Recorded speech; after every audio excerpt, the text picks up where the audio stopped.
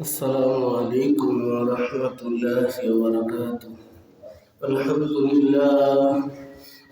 لله نحمده ونستعينه ونستغفره ونعوذ بالله من شرور أنفسنا ومن سيئات أعمالنا.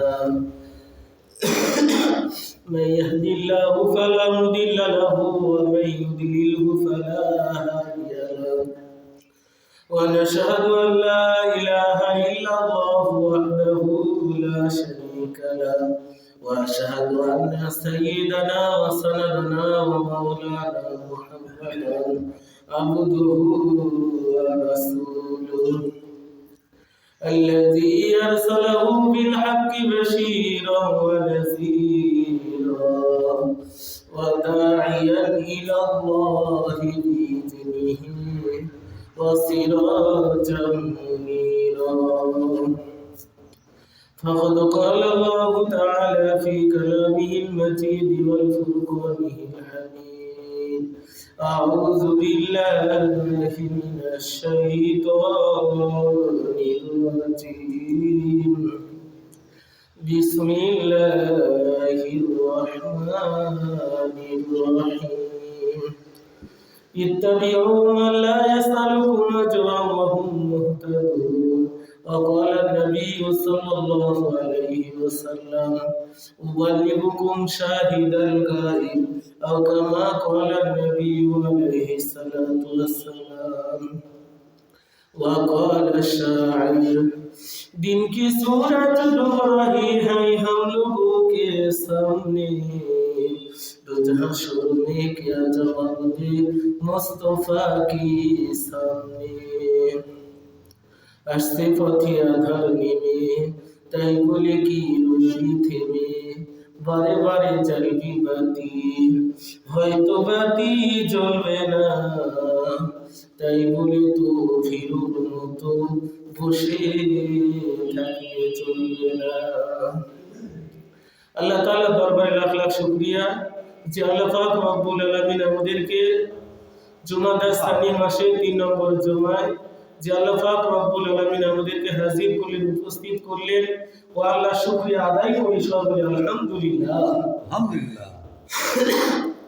ওই নবীজির উপর দরুদ পড়ি, জিনার উপরে আল্লাহ তার ফেরেশতা সমস্ত সৃষ্টিকুল যে নবীর উপর দরুদ পড়ে, আমরা আমাদের স্ব ভাষায় স্ব জবানে ওই নবীজির উপরে একবার দরুদ পড়ি সাল্লাল্লাহু আলাইহি ওয়াসাল্লাম। সম্মানিত মুসলিম কিরাম, আমি সূরাতুল ইয়াসিনের থেকে একটি আয়াত তিলাওয়াত করেছি। নবীজির অসংখ্য হাদিস থেকে বিদায় হজের ভাষণের একটা হাদিসের ইবারত করেছি। এই আয়াত ও হাদিসের উপর সামান্য সময় কিছু কথা হবে। ওমা তাওফীক ইল্লা বিল্লাহ। যে আল্লাহ পাক রব্বুল আলামিন আমাকে আপনাকে দুনিয়ায় পাঠাইছেন আল্লাহ তাআলার ইবাদত করার জন্য। আল্লাহ তাআলার ইবাদত করার জন্য মানুষ কিভাবে চললে সে জান্নাতের দিকে যাবে, এই জান্নাতের দিশে দেওয়ার জন্য 104টা কিতাব আল্লাহ নাযিল করেছে। 100টা সহিফা, 4টা বড় কিতাব তাওরাত, জাবুর, ইনজিল, কোরআন মাজিদ। এর ভিতরে 1,24,000 মতান্তরে 2,24,000 পয়গম্বর পাঠাইছে। কিন্তু নবুয়তের দরজাগুলো তালা মারা। ওনার পয়গম্বর বলেন, আনা খাতামুন নবিয়্যিন লা নাবিয়্যা বাদি, আমি শেষ নবী, আমার পরে আর কোনো নবী আসবে না। কোরআন শরীফের ভিতরে আল্লাহ বলেন, মা কানা মুহাম্মাদুন আবা আহাদিম মির রিজালিকুম ওয়ালাকিন রাসূলুল্লাহি ওয়া খাতামান নাবিয়্যিন। আল্লাহ বলতেছে, হে দুনিয়ার মানুষ, ওয়া খাতামান নাবিয়্যিন, আমার নবী শেষ নবী, এরপর আর কোনো নবী আসবে না। নবুয়তের দরজায় সিলগালা করা হয়েছে যে কিয়ামত পর্যন্ত আর কোনো নবী এই জমিনে পাঠানো হবে না। যদিও আমরা জানি শেষ জামানায় ঈসা আলাইহিস সালাম এই দুনিয়ায় আসবেন। ঈসা আলাইহিস সালাম এই দুনিয়ায় আসবেন, কিন্তু নবী হিসেবে না। কি হয়ে আসবেন? এই শেষ নবীর উম্মত হয়ে আসবে। আজকেও নিয়ত করেছিলাম আলোচনা করব 25শে ডিসেম্বর খ্রিস্টানদের বড়দিন সম্বন্ধে, ঈসা আর মারিয়াম সম্বন্ধে। কিন্তু সোশ্যাল মিডিয়ায় বড় বড় আলেম ওলামা একটাই বার্তা বার্তা জানাইতেছে যে গোটা বাংলাদেশের ভিতরে যত মসজিদ আছে, যত ইমাম খতিব আছে, সবার কাছে দাবি তোমরা বর্তমান যে ফিতনা, সাবিয়ানি ফিতনা নিয়ে এই জুমায় যেন আলোচনা করা হয়। এটাই গোটা বাংলাদেশের সমস্ত মসজিদের ইমামদেরকেই মেসেজ করা হয়েছে। তাহলে আমরা জানি যে দাওয়াত ও তাবলীগ এটা কার কাজ? নবীওয়ালা কাজ। এই কাজ নবীরা করেছেন, এই কাজ নবীরা করেছে। এই কাজের জিম্মাদারি আল্লাহর পয়গম্বর বললেন, লা ইলাহা ইল্লাল্লাহু মুহাম্মাদুর রাসূলুল্লাহ। যারা এই কালেমা একবার পড়েছে সবার জিম্মাদারি হলো দাওয়াত ও তাবলীগের কাজ করা। যেহেতু আর নবী আসবে না, নবুয়তির দরজায় তালা দেওয়া, তাহলে এই দিনে হক, দিনে মুহাম্মাদি কতক্ষণ পর্যন্ত থাকবে? ইলা ইয়াউমিল কিয়ামা, কিয়ামত পর্যন্ত জন্যই এই দিন ইসলাম চলবে। তাহলে নবী নাই, নবীর কাজ কে করবে? এই নবীর কাজ করবে উলামায়ে কেরাম। ইন্নাল উলামা ওয়ারাসাতুল আমবিয়া, উলামায়ে কেরাম হলো নবীর ওয়ারিস। তাহলে উলামায়ে কেরামদেরকে নিয়ে সাধারণ মানুষ যারা আছে তাদের দায়িত্ব হলো এই দাওয়াত ও তাবলীগের কাজ করা। এই দাওয়াত ও তাবলীগের কাজ করবে কারা? যারা সাধারণ মানুষ আলেমদের সঙ্গে একমত হয়ে এই দাওয়াতের কাজ করতে হবে। আলেমের কথা বলা হয়েছে, কিন্তু আলেম যদি জালেম হয়, এই আলেম যদি ফিতনাবাজ হয়, তাহলে তার পদাঙ্ক অনুসরণ করা যাবে না। আর যে যে মতের উপরে আছে, যে পথের উপর আছে, সে তাদেরকেই কি বড় মনে করে। আহলে হাদিসের ভাইদেরকে যদি বলা হয় কোরআন হাদিস এটা বলতেছে না, আব্দুর রাজ্জাক বিন ইউসুফ এটা বলছে, মুজাফফর বিন মুহসিন এটা বলছে, জাকির নায়েকের যারা উত্তরসূরি তাদেরকে যদি বলা হয় জাকির নায়েকই ভুল করেছে, না, জাকির নায়েক ভুল করতেই পারে। এইভাবে সাদিয়ানি গ্রুপ যারা দাওয়াত ও তাবলীগের ভিতরে, যারা আলেমদের ভিতরে ডিভাইডেড করে দিয়ে, যারা এক না হয়ে, যারা বিভিন্ন মতাদর্শের ভিতরে মানুষদেরকে ভাগ করে তার দাওয়াত ও তাবলীগের ভিতরে ফাটল যারা ধরালো, এরা কি জাতির কি না? জাতির শুভ কামনাকারী এরা না। এরা চায় জাতির ভিতরে ফাটল ধরে দাওয়াত ও তাবলীগের একটা মার্কাজ, এই দাওয়াত ও তাবলীগ, যে দাওয়াত ও তাবলীগের ফলে টুপি ছাড়া মানুষের মাথায় টুপি উঠেছে, দাড়ি ছাড়া মানুষের মুখে দাড়ি উঠেছে, গায়ে সুন্নতি লেবাস নাই। এই দাওয়াত ও তাবলীগের মেহনতের ফসলে মানুষের গায়ে এই সুন্নতি জুব্বা বলেন, তারপরে পাঞ্জাবি বলেন, এগুলো দাওয়াত ও তাবলীগের মানুষদের মেহনতের ফলে এই কাজটা বেশি হয়েছে।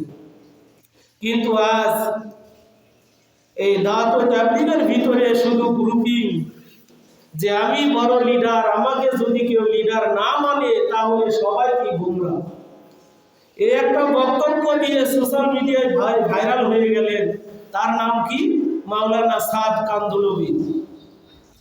দুনিয়ার ভিতরে যত বড় সেরা আলেম আছে, যাদেরকে ইসলামিক স্কলার বলা হয়, যাদের নাম বড় বড় মুফতিয়ানে কেরাম এক করেছে, এর ভিতরে কোন জায়গায় মাওলানা সাদ কান্দলবির নাম নেই। তাহলে সামান্য একজন আলেম হয়ে সে যখন জাতির সামনে উল্টা পাল্টা ফতোয়া দিয়ে দলে দলে মানুষদেরকে ডিভাইডেড করে দিল, এই দেওয়ার ফলে আমি আপনি দেখতেছি আজ বাংলাদেশে কি দাওয়াত ও তাবলীগের ভিতরে ইজতেমা টঙ্গীর ময়দানে কি মানুষের লাশ পড়তেছে। যে দাওয়াত ও তাবলীগের ফলে মানুষ ইমানদার হবে, মাথায় টুপি উঠবে, মুখে দাড়ি আসবে, গায়ে সুন্নতি লেবাস উঠবে, কিন্তু এরা গ্রুপিং করে যে আমার যে লিডার একেই কি ইজতেমার মাঠে দেখতে চায়, আর বাদ বাকি কাউকে দেখতে চায় না। এই মনে করে আমি আপনি যাকে ভালোবাসি, সে যদি ভুলও করে তার ভুল কি মানুষ দেখতেই চায় না।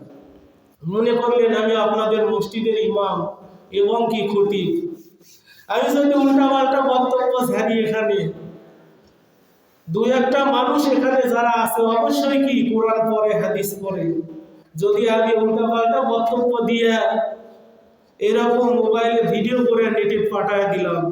গোটা দুনিয়ার মানুষ এখন যখন কি করলো, ওয়াজের নাম মাওলানা আব্দুল কুদ্দুস লিখে যদি সার্চ দেয়, সবার কি মোবাইলে এই ওয়াজ পাওয়া যাবে।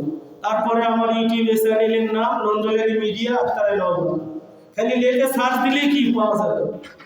যদি এই ওয়াজটা উল্টা পাল্টা করে জাতির সামনে ছেড়ে দিলাম, যত মানুষ এই ওয়াজ শুনে গোমরা হবে, সমস্ত মানুষের গুণে আমার আমলনামায় আল্লাহ দিবে। আর আমি এই বক্তব্য দিয়ে আমি যদি বলি আমি যা বলেছি এটাই রাইট, আর দুনিয়ার কোনো হুজুরের কথা শুনবেন না, তাহলে মনে করতে হবে এই হুজুরটা পাগল, এর থেকে দূরে সরাই কি আমাদের ভালো। যে মাসে মাসে 7,000 টাকা দিয়ে এই হুজুর বেতন দিয়ে এইরকম উল্টাপাল্টা কথা আমরা শুনতে চাই, ঠিক না? মানুষের কথাই বলি। কিন্তু আমি যদি বলি যে আমি যা বলেছি এটাই ঠিক, দুনিয়ার ভিতরে আর কি সঠিক জিনিস নেই, ঠিক এটাই হয়েছে দাওয়াত ও তাবলীগের যে মূল মুরব্বী সাদ কান্দলবী, তিনি কি এরকম ভাবে উল্টা পাল্টা ফতোয়া দিলেন যে আল্লাহর কোরআন যারা পড়ে না বুঝে যদি পড়ে একটা সওয়াবও পাবে না। কি ফতোয়া দিল? যে যারা কোরআন পড়তেছে মনে করেন কোনো মানুষ কোরআনই পড়তে জানে না, কোরআন পড়া শিখার নিয়ত করেছে, এখন আমি ফতোয়া দিয়ে দিলাম, হে সাবধান, কোরআন পড়ে লাভ নেই, যদি কোরআন না বুঝে পড়িস একটা সওয়াব তোর আমলনামায় উঠবে না। এরকম কথা যদি আমি বলি, তাহলে যে মানুষ নিয়ত করেছিল আমি কোরআন শিখবো, এই উল্টাপাল্টা ফতোয়া শোনার কারণে এই করে না বাবা আর কোরআন শরীফ শিখার দরকারই নেই। মনে করেন একটা হুজুর কি স্টেজে ওয়াজ করতেছে, ওয়াজের শুরুতে কি বলে, নাহমাদুহু ওয়া নুসাল্লি আলা রাসূলিহিল কারীম। এখন যে জবর পেশ উচ্চারণ করে কি ওয়াজ করতেছে, ভালো করে এদিকে অ্যাটেনশন দিই, যে এইভাবে ওয়াজ করতেছে, নাহমাদুহু ওয়া নুসাল্লি আলা রাসূলিহিল কারীম। আম্মা প্রত্যেকটা হরফ এমন স্পিডে তেলাওয়াত করতেছে। এখন যে কোরআন শরীফ শিখতে চায় সে যখন দেখবে হাইরে হুজুরের হরফের উচ্চারণ করতে এর কি অবস্থা খারাপ, এই জিনিস আমরা শিখব না, ঠিক কিনা? এরকম বলবে। তাহলে যে কোরআনই পড়তে পারে না তাকে ফতোয়া দিলাম কোরআন বুঝে না পড়লে তোর আমলনামায় কোনো সওয়াব নেই। ঠিক আবার মনে করেন কোনো ব্যক্তি কোরআন শরীফ পড়বে, সে যদি কোরআন শরীফ মোবাইল দেখে কোরআন শরীফ পড়ে, মোবাইলের ভিতরে 30 পারা কোরআন আছে, 30 পারা কোরআনের তাফসীর আছে, সিয়াসাত্তার সমস্ত কিতাব এই মোবাইলের ভিতরে আছে। এখন যদি আমি বের করে পড়ি আর যদি কেউ ফতোয়া দেয় এই কোরআন শরীফ পড়া যাবে না, বললে সে কাফের হয়ে যাবে, এমন একটা ফতোয়া ইন্টারনেটে ঘুরপাক খাচ্ছে যে সাদ কান্দলবী বলেছে মোবাইলের ভিতরে কোরআন শরীফ পড়া যাবে না। তাহলে আমি মনে করেন কোরআন শরীফ পড়তেছি যে আজকে জুমার দিন কি ওয়াজ করবো, দেখি একটা তাফসীরটা দেখি কোন তাফসীরে কি বলতেছে, মনে করেন আপনি দৌড়ে আসেন, হুজুর আমাকে হুজুর বলছে এই কোরআন শরীফ খুলে তাফসীর পড়া লাগবে, মোবাইলে পড়লে কি হবে, গুনাহগার হবে। যেভাবে ভুল ভুল ফতোয়া দিয়ে উম্মতের মাঝে ডিভাইডেড করতেছে। আরো কি মারাত্মক কথা, মুসা আলাইহিস সালাম ভুল করেছে, এই নবী ভুল করেছে, এইভাবে ভুল করেছে বলে বলে উম্মতের মাঝে ডিভাইডেড করতেছিল। এই ব্যক্তিটার নাম কি? মাওলানা সাদ কান্দলবী। তাকে দেওবন্দ মাদ্রাসার বড় মাদ্রাসা, গোটা পৃথিবীর ভিতরে কওমি মাদারিস আছে, এই মাদ্রাসা ফলো করে দেওবন্দ মাদ্রাসা। এই দেওবন্দ মাদ্রাসা থেকে বারবার তাকে ডাকা হইতেছে যে মাওলানা সাদ কান্দলবী তুমি আসো, তুমি যে উল্টাপাল্টা কথা বলেছো এটা আমাদের কাছে প্রেস ব্রিফিং করে জাতির সামনে সম্মেলন করে তুমি তোমার কথাগুলো উল্টো করে নাও, এই তাবলীগের ভিতরে ফাটল বন্ধ করে দাও। তখন ওই বেয়াদব বলতেছে যে না আমি যা বলেছি কিয়ামত পর্যন্ত আমি আমার কথার উপর অটল। এই কথা বলে আলেমদেরকে ডিভাইডেড করে দিল, ভাগ করে দিল, যেটাকে ইহুদি খ্রিস্টানদের চক্রান্ত। দাওয়াত ও তাবলীগ এটা নবীর যুগ থেকেই চলতেছে। এর ভিতরে ফাটল কিভাবে ধরাবে। ইসরায়েলের ইহুদিরা এই বস্তা বস্তা টাকা দিয়ে মাওলানা সাদ কান্দুলুবিকে কিনে নিয়েছে, নিয়ে উল্টা পাল্টা ফতোয়া দিয়ে ইজতেমার ময়দান, যেখানে ওয়াজ করলে সঙ্গে সঙ্গে গোটা পৃথিবীতে ভাইরাল হয়ে যায় প্রত্যেকটা ওয়াজ, এমন একটা উল্টা পাল্টা ফতোয়া দেওয়ার কারণে আলেমদের মধ্যে ভাগ হয়ে গেল। এই হওয়ার পর থেকেই কি আলেম উলামা ঘোষণা দিল যে হক্কানি উলামায়ে কেরাম যে জায়গায় আছে তাদেরকে নিয়ে দাওয়াতের কাজ করতে হবে, এছাড়া যে কি ভুল করেছে এর পিছনে যাওয়া যাবে না। এই ফতোয়া দেওয়ার পরেও কিছু পাঁচাটা লোক আছে সাদ কান্দুলুবির ভক্ত নাম করে, তারা কি একটা মুফতির নাম আছে মুফতি মুআজ, তিনি স্বরাষ্ট্র মন্ত্রণালয়ের কাছে যা বলতেছে আমাদের এখন সময় এই বাংলাদেশে দেখতে চায়, দরকার হয় তুরাগ নদী রক্তে রঞ্জিত করে দেওয়া হবে। এই একটা ভয় দেখায় তেনারা কি এরকম করতেছে। তারপরেও আমরা সোশ্যাল মিডিয়ায় খবর দেখতেছি যে টঙ্গী তুরাগ নদীতে লাশ পড়ে গেছে, যে লাশ পড়তেছে, মানুষ শাহাদাত বরণ করতেছে। যে এরা কারা তত্ত্ব অনুসন্ধান করে দেখা গেল বাংলাদেশকে যারা অস্থিতিশীল করতে চায়, এই আওয়ামী লীগের কিছু লোকেরা এই দাওয়াত ও তাবলীগের সাদ কান্দুলুবির সঙ্গে ঢুকে এরা কি এরকম মানুষগুলো মেরে চাষ করতেছে। জানো তাবলীগের ভিতরে ফাটল আসে, এমনিতে মানুষ এগুলো দেখতে পারে না, তারপরেও কি এরা করতেছে। যে এরা কিছুদিনের ভিতরে এরা কি বলতে কি বলে নাইট গার্ডের মধ্যে তারা কি চাকরির বেতন বাড়ানোর সময়, আবার কি কেউ গার্মেন্টসের বেতন বাড়ানোর, কেউ আবার কি ইস্কা শ্রমিক, কেউ আবার ইস্পাত, কেউ আবার আজকে সাদ কান্দুলুবিদের ভিতরে ঢুকে আজকে দেশটা সবসময় অরাজকতার ভিতর ঢুকাইতে তারা আজ এই কাজ করতেছে। এই জন্য ধর্মপ্রাণ মুসলমান যারা আছে এটা আমাদের ভুল বুঝতে হবে না, হক্কানি আলেম উলামাদের শহীদ থেকে আমাদের এই দাওয়াত ও তাবলীগের কাজটা করতে হবে। আর যতই যারা এই কাজের বিরোধিতা করুক, এই আজকে এটা দেখে কি তারা হাসতেছে যে হুজুরের ভিতরে দুই ভাগ। কি কারণে? এই শুরু থেকে যাগুলো বললাম এগুলো বলে কি আজ আলেম উলামাদের মধ্যে আজ ডিভাইডেড করে আজকে দুইটা গ্রুপিং হয়ে গেছে। কেউ বলতেছে সাদপন্থী, কেউ বলতেছে জুবাইরপন্থী। আসলে মুসলমান হবে আল্লাহপন্থী আর রাসূলপন্থী। সাদ জুবাইর বলে এখানে কোনো কথা নেই। এখানে কি কথা হবে যে আমি আল্লাহপন্থী, আমি রাসূলপন্থী, আমি কোনো মানুষের ব্যক্তি পূজারী আমি হব না। যে একজন আলেম সে অনেক বছর লেখাপড়া করেছে, সে ভুল বলতেই পারে, তার ভুলের পিছনে আমি থাকবো না। এটাই কি হবে সাচ্চা মুসলমান, যে তার কি তার নিয়ত এটা থাকবে। এই জন্য আল্লাহ পাক আমাকে আপনাকে যেন বুঝে শুনে দাওয়াত ও তাবলীগের কাজ করার আল্লাহ যেন তৌফিক দান করে সকলে আল্লাহুম্মা আমিন। যে দাওয়াত ও তাবলীগ এটা কি খুব গুরুত্বপূর্ণ কাজ। যেহেতু কিয়ামতের দিনে একজন মানুষ যদি জান্নাতি হয়, আরেক মানুষকে প্রশ্ন করা হবে যে তুমি কেন জান্নাতি হলে, তখন বলতেছে যে আমি নামাজি ছিলাম। আরেকজন বেনামাজি সে জাহান্নামে কেন, তখন বলবে যে বান্দা তুমি কি তাকে দাওয়াতের কাজ করেছো? এই জন্য দাওয়াতের কাজ করতে হবে। জুমার দিন দেখে কাউকে বলা লাগিচ্ছে না আসো জুমার নামাজ আদায় করার জন্য আসো, কিন্তু আমি বাড়ির থেকে যখন বাইরে হই সব সময় দেখতে আসতেছি যে ঘুম হইতে নামাজ হতো, ঘর হইতে মসজিদ ভালো। আমি যতই বলি আর ওই হাট কালুপাড়া গোটা ইউনিয়নে কত মসজিদে আজান হইতেছে, কিন্তু আমি মুসল্লি কি আরামে ঘুমাচ্ছি বাড়িতে। আমার চিন্তা হয় না, আমার কি একটু চিন্তা হলো না যে মসজিদে আজান দিতেছে, আমি ল্যাব খেতা কিভাবে গরম করতেছি। যে আল্লাহ বলে যারা এরকম ল্যাব খেতা কম্বলের মহব্বতে পড়ে যারা মসজিদে আসবে না, আল্লাহ বলেন লাহুম মিন জাহান্নামা মিহাদু ওয়া মিন ফাওকিহিম গাওয়াশ। যে আল্লাহ পাক এদেরকে জাহান্নামের ভিতরে এদেরকে যে তুষক দিবে, এদেরকে যে ল্যাব দিবে, সবগুলো কি আগুনের ল্যাব কম্বল হবে। সেদিন বুঝতে পারবেন আরামে ঘুমানোর কি মজা। আল্লাহর পয়গম্বর বলেন যে ব্যক্তি আযান শুনলো কিন্তু মসজিদে আসলো না, তার কানে গলিত সীসা ঢেলে দেওয়া হবে। এটা শুধু শুক্রবারের জন্য না, এটা প্রত্যেক পাঁচ ওয়াক্ত নামাজের জন্য এই হাদিস। যে যখনই আযান হোক আপনি আযান শুনলেন আর মসজিদের সামনে দিয়ে মনে হচ্ছে যে গজবের রাস্তা, এবারে নামাজ পড়ে যাও, দেখা হচ্ছে, আর সে কি কোনো দিক তাকায় না, খালি আগে ভাগে চলে যেতে পারলে বাস। আর জুম্মার দিন বল লাগিচ্ছে না, আসো মসজিদে আসো আসো, বলা লাগতেছে না। এমনি মসজিদ কি ফুল যে সপ্তাহে একদিন নামাজ পড়ার জন্য আপনাকে বানানো হয়নি।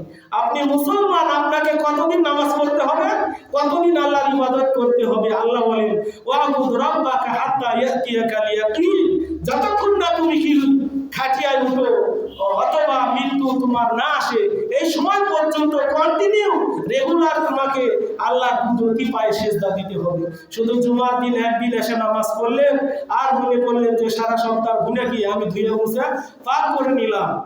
অবশ্যই আল্লাহ রসুল বলেন যে একটা হাদিসে বলেন যে মনে করেন তোমাদের কারো গাড়ির সামনে একটা নহর আছে, 5টা নহর আছে, 5টা নহরে যদি কেউ গোসল করে তার শরীরে কোনো ময়লা থাকবে? সাহাবায়ে কেরাম বললেন যে জি না আল্লাহ রসুল, কোনো শরীরে ময়লা থাকার কথাই নয়। ঠিক আল্লাহর পয়গম্বর বললেন যে ব্যক্তি 5 বেলা নামাজ পড়বে তার আমলনামায় কোনো গুনাহ থাকাই কি থাকবেই না। কি কারণে? যে ওযু করি, যখন নামাজ পড়ি আমার আপনার সমস্ত সগীরা গুনাহগুলো মাফ হয়ে যায়।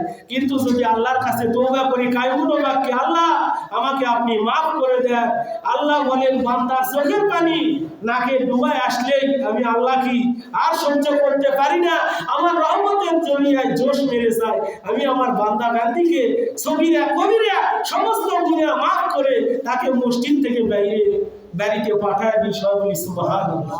এটা শুধু শুক্রবারের জন্য নয়, 5 ওয়াক্ত নামাজ আমি আপনি মুসলমান, এই নামাজটা পড়তে হবে। আর যারা নামাজ পড়তেছি আরেক ভাইকে দেখে হাঁকে মসজিদে আসবেন, তাহলে অবশ্যই একটা কবুল নামাজের সওয়াব আপনার আমলনামায় উঠবে। আর যদি বলেন যে আমি একাই গেছি, এই নিয়ম যদি থাকে, দেখেন আল্লাহ পাক হাদিস শরীফের ভিতরে আছে যে আল্লাহ পাক একটা কওমকে ধ্বংস করার জন্য পাঠায় দিলেন। জিবরাইলকে বললেন যাও অমুক বস্তি উল্টিয়ে দাও। জিবরাইল বলতেছে যে হে আল্লাহ, আপনি যে বস্তি উল্টিয়ে দিতে বলতেছেন ওই জায়গায় আপনার একজন আবেদ বান্দা আছে। আল্লাহ বললেন যে আগে ওকে মাটির ভিতরে গেড়ে দাও, কারণ সে নিজে বাঁচার চেষ্টা করেছে, সে উম্মতের ফিকির করে নাই। এই জন্য উম্মতের ফিকির নিয়ে, উম্মতের দরদ নিয়ে আমি নিজে যেরকম মসজিদে আসি, আরেক ভাইকে ডেকে মসজিদে যদি আসি, আল্লাহ বলেন ওয়ামান আহসানু কাওলাম মিম্মান দাআ ইলাল্লাহ, যে ওই ব্যক্তির চাইতে ভালো কথা আর কার হবে যে মানুষকে আল্লাহর দিকে ডাকে। এই জন্য আল্লাহর দিকে আমাকে আপনাকে দেখতেই হবে। খুতবার সময় যে হাদিস পড়েছিলাম, আল্লাহর পয়গম্বর বলে মদিনায় বিদায় হজের ভাষণে 16 লক্ষ সাহাবায়ে কেরাম নিয়ে আল্লাহর পয়গম্বর বললেন উবালিলুকুম শাহিদাল গায়ব, যে তোমরা যারা এখানে উপস্থিত, তোমরা যারা এখানে হাজির আছো, যারা অ্যাবসেন্ট অনুপস্থিত, এদের কাছে তোমরা পৌঁছে দাও। উবালিলুকুম শাহিদাল গায়ব, বুখারী শরীফের হাদিস। আল্লাহর পয়গম্বর বলেন যে তোমরা এখানে যারা আছো আর যারা অনুপস্থিত তাদের কাছে পৌঁছাও। সঙ্গে সঙ্গে সাহাবায়ে কেরাম তারা কি বিবির মায়া করে নাই, নিজের ছেলে মেয়ের মায়া করে নাই, তারা গোটা ওয়ার্ল্ডে দাওয়াতের কাজ করেছে। এই জন্য দাওয়াত তাবলীগের কাজ নবীওয়ালা কাজ, এই কাজ আমার আপনার সবার করতে হবে। এখন যদি আমি এই কাজ না করি, আবার কি যারা করতেছে তাকে দেখতেও পারলাম না, তাহলে কি কপাল পোড়া। যে দেখেন আকবরিয়ার দই আছে, তারপরে এশিয়ার দই আছে, মিষ্টি আছে, এগুলো ডায়াবেটিসের রোগীর সামনে নিয়ে যা বললেন বাবা এলা খাও, তখন দেখে বলতেছে না আমি মিষ্টিও খাবো না, দইও খাবো না, কে এগুলো হারাম? তো বলতেছে না এগুলো হারাম নয়, যে আমার ভিতরে রোগ আছে। আমার প্রেশারের রোগীর কাছে নিয়ে যায় কি করলেন, 1 কেজি গরুর গোশত জাল করে নিয়ে যা বললেন যে খাও, প্রেশারের রোগী যারা আছেন 1 কেজি করে গরুর গোশত দিলাম। সে কি দেখবে শুধু, কিন্তু খেতে পারবে না, কারণ খেলেই তার মাথা গরম হয়ে যাবে। তাহলে খায় না কেন? এই গরুর গোশত কি হারাম? না, তার ভিতরে রোগ আছে। তাহলে দাওয়াত তাবলীগ এটা ভালো জিনিস, নবীওয়ালা কাজ, কিন্তু সে এটা দেখতে পারতেছে না কেন? মনে হয় তার ভিতরে রূপ আছে। এই জন্য যার যত রূপ না থাকুক না কেন, আল্লাহ বলেন ফি কুলুবিহিম মারাদ ফাসাদাহুমুল্লাহু মারাদা। যারা কি ইসলামকে নিয়ে কটূক্তি করবে, দাওয়াত ও তাবলীগ নিয়ে কটূক্তি করবে, ইসলাম নিয়ে, আলেম উলামা নিয়ে, মসজিদ নিয়ে, মাদ্রাসা নিয়ে যেভাবে দ্বীনের কটূক্তি করবে, মুনাফিকদের যেরকম অন্তরে রূপ ছিল, আল্লাহ বলেন ফি কুলুবিহিম মারাদ ফাসাদাহুমুল্লাহু মারাদা। আল্লাহ বলেন যে আমি আল্লাহ এদের অসুখ, এদের বেদি বৃদ্ধি করে দিব। এই জন্যে আমরা নবীর উম্মত, দাওয়াত ও তাবলীগের কাজ, নবীওয়ালা কাজ, এই কাজ আমার আপনার করতেই হবে। যেভাবে পারি আল্লাহর দিকে মানুষকে যদি আমি ডাকি, অবশ্যই হাসরের মাঠে আল্লাহর পয়গম্বর কোলাকুলি করে মোনাজা করে ওই উম্মতের কি করবে, সুপারিশ করে তাকে জান্নাতে নিয়ে যাবে। কারণ নবী নাই, নবীর কাজ কে করবে? আমি আপনি যারা কালেমা পড়েছি এদেরই এই কাজ করা লাগবে। যতই মানুষ বলুক দাওয়াত ও তাবলীগ হারাম, যে সোশ্যাল মিডিয়ায় বড় বড় হুজুররা ফতোয়া দিচ্ছে, আপনি জিন্দা থাকতেই আপনার মসজিদে ফাজাইলে আমল করা হয় আর আপনি কিচ্ছু বলেন না। কি বলতেছে ডক্টর মুজাফফর বিন মুহসিন? সে বলতেছে আপনার মসজিদে আপনি জিন্দা থাকতেই এখানে ফাজাইলে আমল করা হয়, আপনি কিচ্ছু বলেন না। তাহলে ফাজাইলে আমলের ভিতরে অসংখ্য হাদিস আছে, ৭৬ হাদিস আছে, যে এগুলো হাদিসকে তাহলে কি অস্বীকার করা হলো না? তাহলে দাওয়াত ও তাবলীগ এটা নবীওয়ালা কাজ, আপনার ভালো লাগে না, আপনি করেন না, কিন্তু যারা করে তাদেরকে বিরোধিতা করলে ঈমান নিয়ে কবরে যাওয়া কি দুষ্কর আছে। আল্লাহ পাক আমাদের সবাইকে নবীওয়ালা কাজ, সাহাবীওয়ালা কাজ, এই দাওয়াত ও তাবলীগের কাজের সঙ্গে আমাকে আপনাকে যেন আল্লাহ পাক জুড়ে মিলে কাজ করার জন্য তৌফিক দান করে। আর যারা এই কাজের যারা কি ঘোর বিরোধী, সাতপন্থী যারা, এদের সঙ্গে আমি আপনি কেউ থাকবো না। কারণ এরা কি আলেম উলামাকে ভালোবাসে না, এরা হলো ব্যক্তি পূজারী। ইহুদি খ্রিস্টানদের টাকা খেয়ে মানুষকে দাওয়াত ও তাবলীগের ভিতরে ডিভাইডেড করার জন্যই কি এদের আগমন। আল্লাহ পাক এই সাদিয়ানি কাদিয়ানি ফিতনার থেকে উম্মতে মুসলিমাকে যেন ঈমান নিয়ে বাঁচার তৌফিক দান করুন সকলে, আল্লাহুম্মা আমিন। অল্প সময় যা কিছু বললাম, আমাকে আপনাকে সবাইকে এই কথাগুলোর উপর আমল করার তৌফিক দান করুন সকলে, আল্লাহুম্মা আমিন। আমরা যারা সুন্নাত পড়ি নাই তারা সুন্নাত পড়ুন।